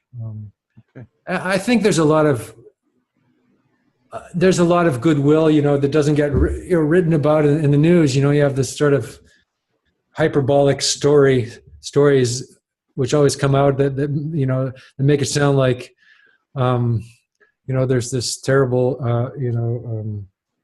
well, I mean, there are certainly terrible suburbs but I guess the population here is very deep in the French society, Muslim population. So, but anyway, I don't have too much intelligence to say about that. So how's the Jordan Peterson thing going to end? How's it going to end? Yeah, I don't know. Well, I was trying to write a book, and I had this book in my mind, but the book keeps getting bigger and bigger and more fragmented and more out of control. So it's almost like it's too big now to be a book, and it's got too many different parts. It's got too many different arms and legs, and so I thought about writing a book about him. I don't know. Who knows? I couldn't answer that. What about you? Well, has Peterson peaked? Has Peterson peaked? I think his presence is going to be pretty stable now. I think the dramatic part of his expression is probably the war is over in a sense. But I think he's too popular to go away, so he's not going to go away. I mean, he's not like a flash in the pan, he's not like he's going to be around, Is he going to be? I mean, is he going to? I mean, he often talks about making a misstep and getting taken out. I don't believe that. I think what would take him out would be if he, say, fell into a funk and disappeared for a year. That might improve his mystique. I don't know. Well, I often thought that there was a while where I thought he was repeating himself too much, and I thought that he's becoming like the Rolling Stones and just saying the same thing over and over again, doing the same song. Yeah. But talking about the postmodernism and all that, and I got kind of bored of that. I thought, oh, he's repeating himself too much, and my feeling was that it would be great if he went off for a year and thought more and then wrote some more source material. I think that's a function. I think part of that repetition is a function. Well, it's a function of a couple things. Number one, that's what there's a big audience that wants to hear him talk about. But the true fans, in my opinion, most of the true fans are waiting for the biblical series to start. Oh yeah. Oh, that's what I'm interested. That's what I want to hear. Yeah, that will get me excited. The Sam Harris stuff got me pretty excited. That was pretty good. Yeah. And I felt a lull before that. There was not much going on. The 12 Rules of Life stuff, I've heard it all. And then the Sam Harris stuff. Okay, well, there's, that's pretty interesting. And then, yeah, the next stage, yeah, I would be very, that would get me, very hooked. I think hearing more. Why is that? Because here's the Well, funny because thing. all these stories are so important, and they're almost subliminal. They're almost subconscious. They're part of our minds. They're part of our collective unconsciousness in such a powerful way, whether we're atheists or Christians or Buddhists, or they're all there. So he's bringing them to the surface, and that just sets you on fire, I think. I mean, doesn't it? You would know that. Yeah, it does me, but it should me because I'm a Christian minister. What? And I understand that. I mean, the only reason you can keep preaching for 40 years every week is because you're writing something else. And as a Christian minister, you very quickly learn, if I am preaching fundamentally from what's inside of me, it's a very small well. Yeah. But if I can preach what's inside of, this is where Sam Harris is all wet. If I can preach what's inside of the canon, the text, if I can go down and bring things up from the Bible, that's inexhaustible in a lifetime. You can't exhaust that. And so what's interesting to me is that all of these people who are not Christians are like, I'm waiting for the biblical series. And it's like, that's interesting. Uh-huh. Especially because, again, there is thousands and thousands and thousands of Christian ministers who are out there talking about this stuff every week to half-empty rooms, at least in the West, not so much in the East and the South. But what is Peterson doing? Why is he, what is with this? Well, I think I said it right in my first essay on him. He's on fire with the Holy Spirit. I mean, that's a ridiculous thing to say for a non-Christian, perhaps, and I don't know, but no, it's not ridiculous. But that's what it is. I mean, and I know that when my mom drove me around to all these churches, I didn't mean people like that, you know. It's like, okay, it's like this. It's like, okay, if I had met Saint Francis, you know, I'm not saying that Peterson's Saint Francis, but if I had met Saint Francis, I would have become a Christian, you know. But I met other people, so I kind of became a Buddhist because those other people were on fire with the Holy Spirit in a Buddhist way. So that was something that was alive, you know. And when I was younger and I went around to all these Christian churches, I didn't feel something that was alive. This feels very alive. So here's the question. He starts up in Exodus, and it doesn't have the sizzle of Genesis. Maybe. I don't know. I mean, and okay, so he's starting up on Exodus. Is he just going to do this in the Bader Theater in Toronto? No, it's not going to. It's not going to happen because he's too smart and he has too much integrity and I don't think that will. I think, and he has too much intelligence. You know, there's always intelligence coming out of Peterson. So if the intelligence, and it's not just a dry intelligence. When I say intelligence, I'm not talking about merely intellectual intelligence, right? It's another kind of intelligence, and I think that's inexhaustible. As you say, I think it's inexhaustible, and maybe it's because he's relying on, you know, or not. Maybe it's because he's relying on these ancient, you know, text, right? These archetypes. Well, I'm not convinced. I'm obsessed, but I'm not convinced. I'm waiting to see because it's. You think that he's going to fall flat? You think it could happen? That stuff happens. People explode on the scene, and then, you know, it goes away. And well, C.S. Lewis did. Everyone in the 40s, after World War II, after he'd done the radio series, C.S. Lewis. Everyone imagined C.S. Lewis had peaked. Yeah. And now, most of C.S. Lewis's exponential popularity happened after his death, which I think was an answer to prayer for Lewis because he never wanted to be famous. Well, I'm a songwriter, so I follow singers, and I saw Bob Dylan recently in Paris. And in one sense, the show was terrible. In one way, on another sense, it was still Bob Dylan. Even he was doing Frank Sinatra songs. It's like he was the most un-Bob Dylan of Bob Dylan he could possibly be. And for me, being a Bob Dylan fan, it was still fascinating and rich.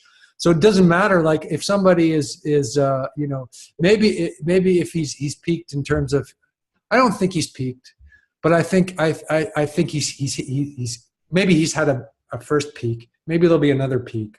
Yeah, well, you don't know. But no matter what he does, it will be interesting. That's the thing. And same thing with Leonard Cohen. Like he put out this album in the '80s, and they didn't even release it in America, and it had the song "Hallelujah" on it, right? And that song became a hit in the 2000s and the '90s, and it turned out to be his biggest song ever. So he was washed out and done as far as the world was concerned. But there was all through his entire career, because he was a lifetime artist, there was quality being done. It's just that the society couldn't see it. So in a way, it doesn't matter what people think. It's really.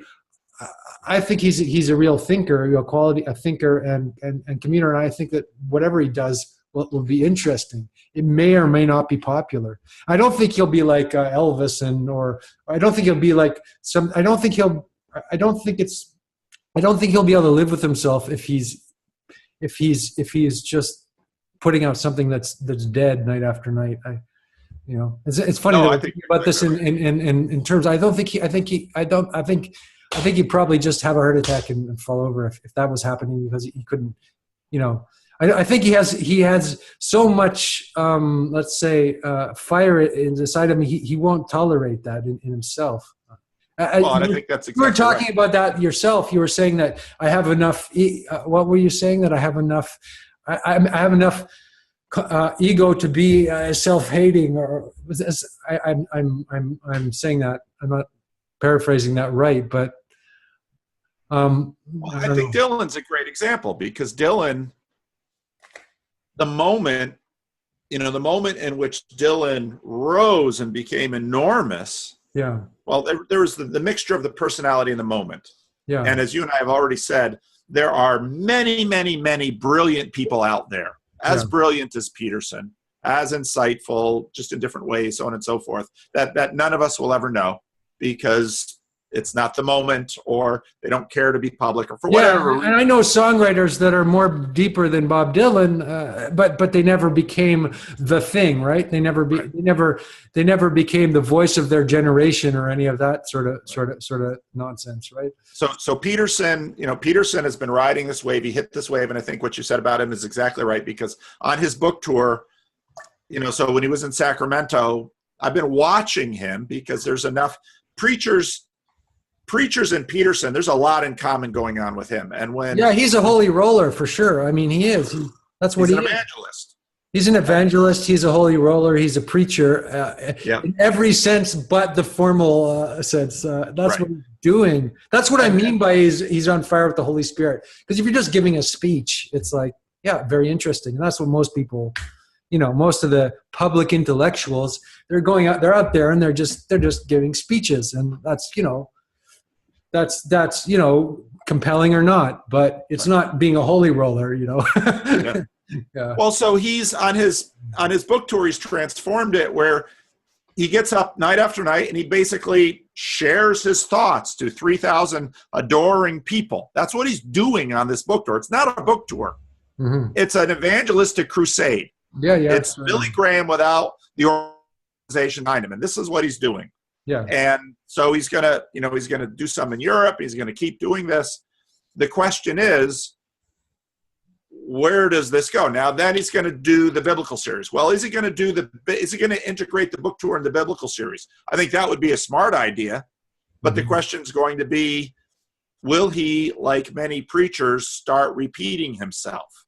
Yeah. And so actually that was the sense that David Fuller got in the London show. She said, he didn't like it. He thought it was kind of like, I'd heard all this before. It was like a greatest hits concert. And so he wrote this big piece, about how Peterson had sort of, he was losing it in some sense. And I thought, oh no, he's just having a weeknight, or, it could be.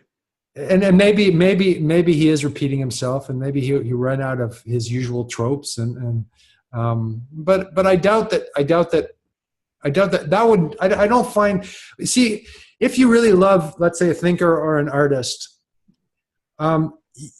you're interested by their lesser works as much as you're interested by, you know, their greatest hits, you know, and you just, because you have some kind of dedication to that person. So for me, it's like, okay, he'll fail. He might fail a few times, and then something else will appear that is interesting. Well, I completely agree, but so there are various questions of this. What will be his lasting impact? Obviously, at this point, we have zero idea, because Augustine. Think about Augustine. Augustine is this individual who has the impact of Augustine on human history is hard to contemplate. Same with someone like Martin Luther, and obviously someone like Jesus Christ and Gautama and Muhammad and Nietzsche. I mean, so you've got all these individuals that have shaped history, and at this point in time, we have zero idea that, you know, what his lasting legacy will be. But it's still my son. So I've got a son who comes to my meetup sometimes, and he says to me, the most boring question is, where is this Peterson thing going? That's what he says to me. I'm like, no, that's the most interesting question. And I don't know, because maybe it's a personality thing. Maybe I'm, you know, projecting onto him, but I'm watching him very carefully, and I'm asking, okay, what's his next move? Part of this, because maybe it's my own ambition, desiring to be more effective, because I'm saying, why are people listening to him and not listening to me? So is it that I am seeing things wrong? Is it because I'm doing it wrong? Is it because I don't understand the world? Is it, you know, why is it? So what's then the synergy between Peterson and the wave? And what does that tell us about our environment? So that's an aspect of it that fascinates me, and I'm just always working on it. Yeah. Maybe it's just me. Well, we've been doing this for 2 hours, and I don't have a sermon yet for Sunday. That was pretty great. Yeah, I mean, pretty long. That's the longest one I've done so far. Again, it's a whole new game for me. So, well, I don't know what to think of YouTube. I every time, you know, so often after I finish doing a video, it's like, do I just hit delete and go on with my life, or do I hit post and go on with my life? And part of that is ego, because if I hit post and nobody cares about it, what does that say about me? And then at some point, you're a big loser. Yeah. No, but I would like to post this. I think there were moments which I thought were very, very interesting that people will find interesting. And I think that then it might even be that it's like, it might even be worth cutting up certain parts. But, you know, for me, that's too much. But the value for me of posting it is, and this is the same with, we don't know what we've said today that might be valuable. Yeah. That we might only know that it was valuable days, months, or years from now, and it'll stick in my mind somewhere. And at some point I'll say, Andrew said something. And then it's like, well, how can I find that? Oh, well, not only did we record it, well, then I got to manage my recording, but we posted it. So now I can go back and find this and do my obsessive compulsive thing and find exactly that moment. And what I'll learn is that it wasn't exactly like I remember it, but if I expand it a little bit, I'll learn more. And that's why I blog. That's why I record. That's why I YouTube. That's why I do everything, because I don't know what is true or valuable in this moment. There's no way of knowing. There's no way of knowing. But, you know, we've gone on a somewhat of a conversational journey together, yes, and which may or may not be compelling to some people, and it might be compelling to one person. That's enough. That's exactly it. Might if that one person took it and made it into, you know, paper bird. I don't know what that was, just the image that came to my head. Made it something beautiful. Then it's worthwhile. No.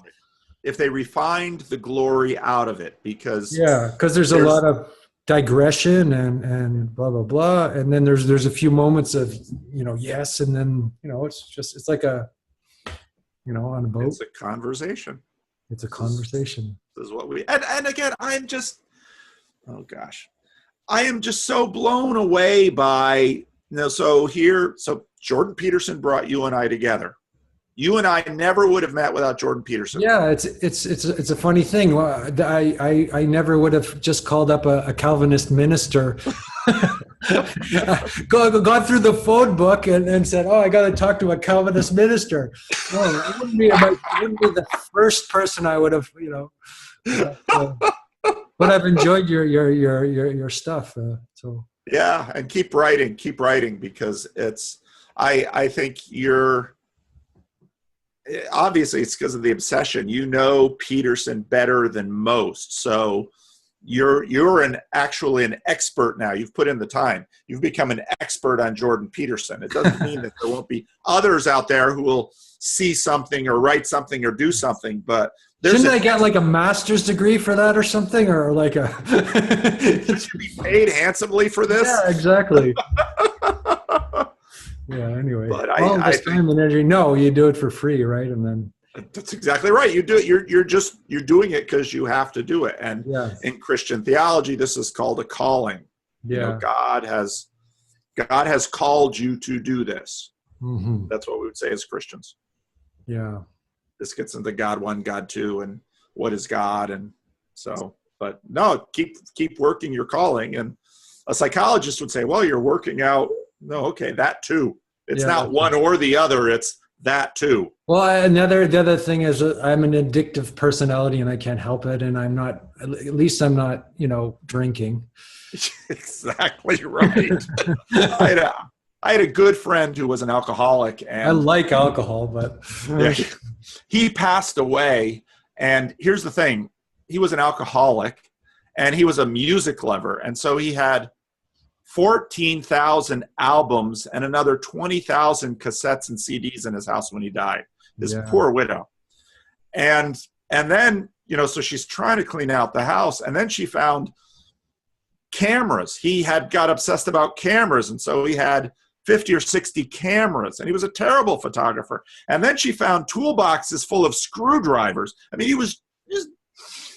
And he actually became an expert in opera and was the classical music buyer for Tower Records when Tower was a big deal. And, and so the world is blessed by us strange people with our fascinations and our obsessions. So I'm happy for your obsession and that you're a writer. Well, eccentricity is important. I think, especially in the media landscape where you could become these personalities or the fact that we would be more open to different crazinesses and obsessions. And I think, people who are eccentric people are a bit off often have something, right? The people who are just straight and narrow don't have. So I've always gravitated towards weird people, eccentric people, and people who are a little bit off. And because I found you find a lot of humanity in people like that, even if they're very. So I would say, so Zoom, when you're done recording this, Zoom will compile it all. Yeah. I can send you the link to it. There's kind of a share. If I've got more subscribers, and if you just post this on yours, and even if I just link to it, a lot of people won't see it. Mm-hmm. So post this on your YouTube.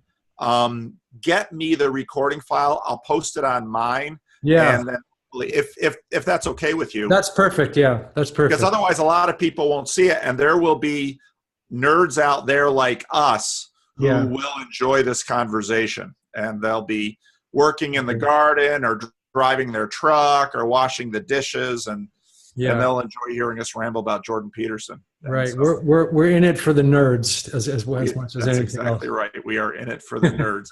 and we're all going to stop eating everything but beef, and we're going to wear 3-piece suits, especially that green one.